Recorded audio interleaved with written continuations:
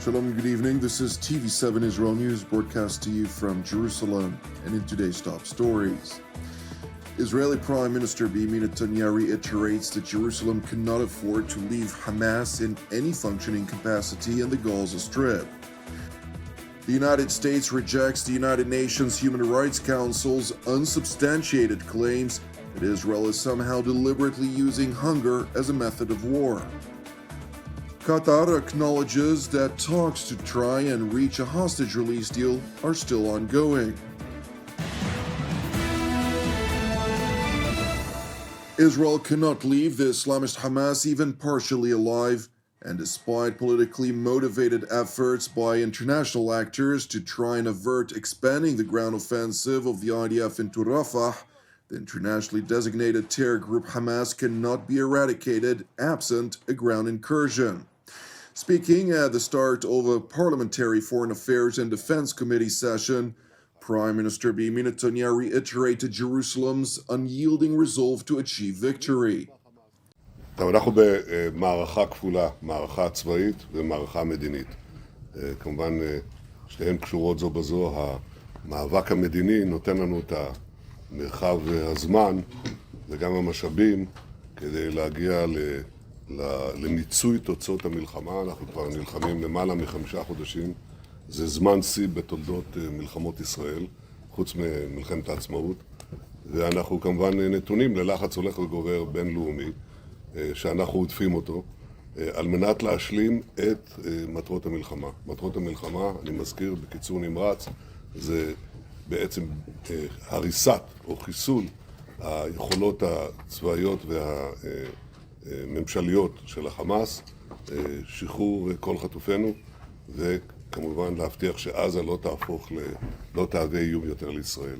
כדי לעשות את זה אנחנו צריכים להשלים את החיסול של החמאס הצבאי.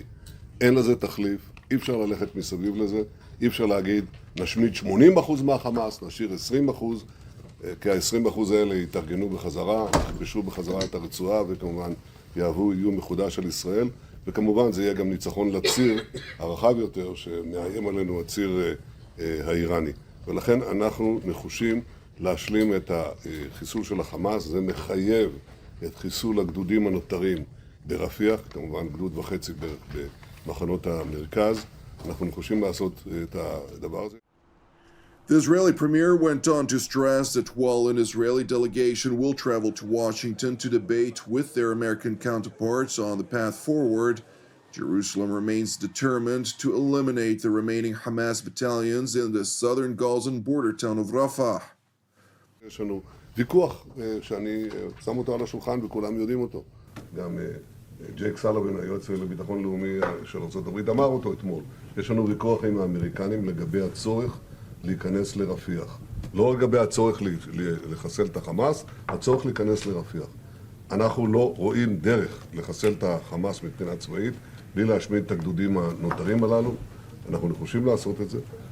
מתוך כבוד לנשיא סיכמנו על דרך שבה הם יוכלו להציג לנו את הרעיונות שלהם, במיוחד לצד ההומניטרי, שאנחנו שותפים כמובן לרצון הזה, לאפשר יציאה מסודרת של האוכלוסייה ומתן סיוע להומניטרי לאוכלוסייה האזרחית. אנחנו עושים את זה מתחילת המלחמה, אבל הבהרתי לנשיא בשיחתנו בצורה הברורה ביותר, שאנחנו נחושים להשלים את החיסול של הגדודים האלה ברפיח, ואין דרך לעשות את זה זולת כניסה קרקעית.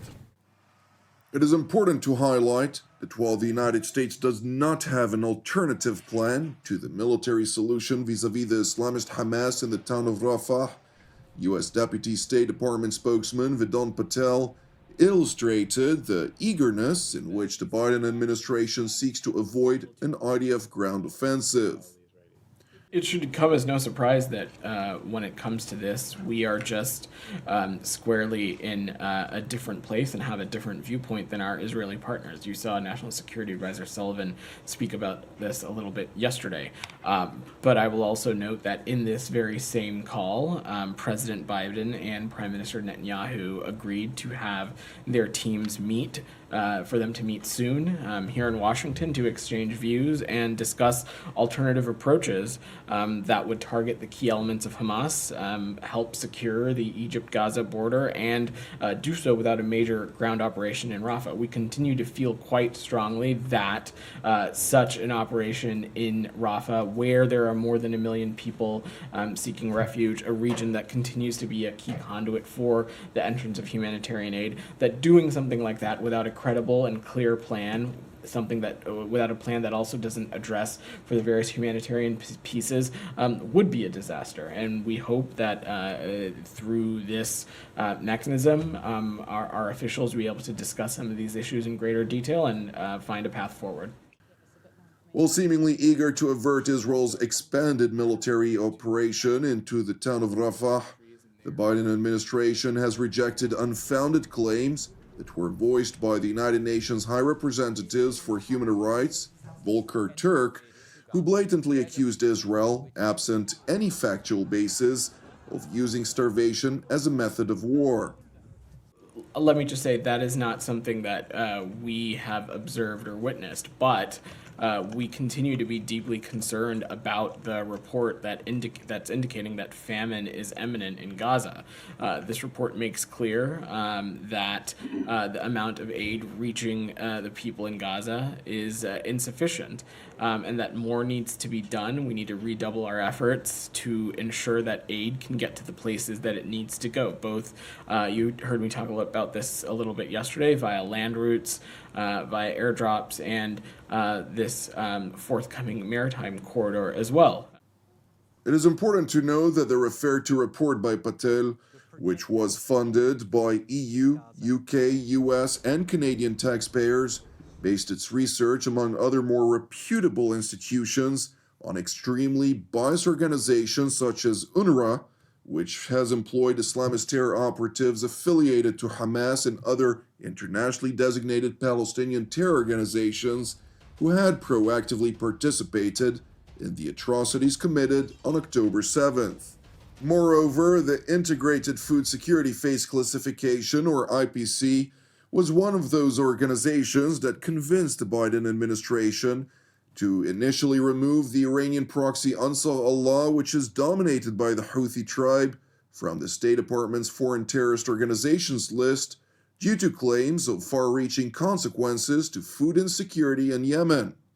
And while the organization's projection based much of its research on analysis conducted in December of 2023, the IDF's coordinator of government activities in the territories, which effectively facilitates the transfer of humanitarian aid daily into the Gaza Strip, provided substantiated proof that Israel does not restrict the flow of aid into the Gaza Strip, but rather the UN organizations are failing to keep up with distribution into the enclave.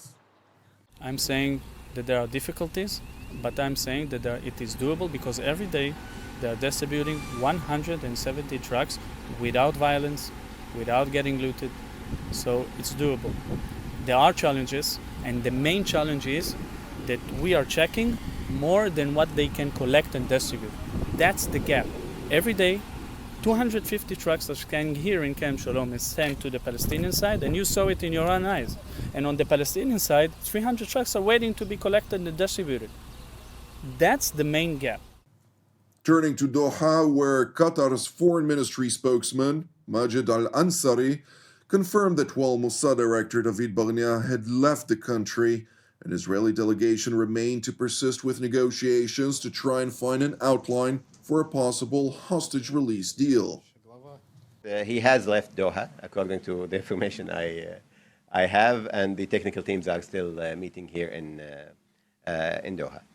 First of all, I don't think we are at a moment now where we can say that we are close to a deal. We are, as I said, we are cautiously optimistic because the talks have resumed, and that is a good thing, and we hope that that continues, and we hope to build upon that in the coming days, but it's still too early to announce any successes. So we remain, as I said, we remain hopeful.